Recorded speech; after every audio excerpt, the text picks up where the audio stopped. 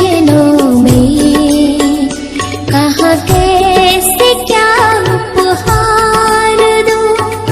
मैं समझ ना पाऊं क्या फूल चढ़ाऊं मैं प्रभु के चरणों में, कहाँ कैसे क्या उपहार दूं, मैं समझ ना